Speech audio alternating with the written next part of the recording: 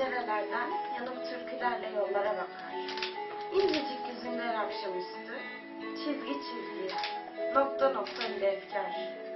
Fakirin anası her sabah sessiz ağlar çocuğunun aç çıplak doğduğuna. Elleri koynunda kalır, çaresiz. Bin pişman doğduğuna, doğurduğuna. Mahkumun anası susar, konuşmaz. Suçu kendisinde sanır. Kaçar insanlardan, aydınlıklardan. Duvarlara baksa bile utanır. Açılsa üstün biraz, duyar da gece yarısı, kalkar yatağından gelir. Bir mübarek el uzanır yorganıma osuracak. Bilirim, anamın elidir. Bir merhamet, bir sıcaklık, bir gurur yavrumun ensesinde.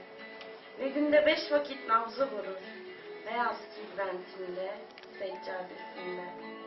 Karımın anası anama benzer, öylesine yakın, duygulu, ince. Özü sözü bir yayla gözesi kadar berrak. Oturacak yer bulamaz çıkıp yanına gelince. Yüreği destanlar gibi sımsıcak.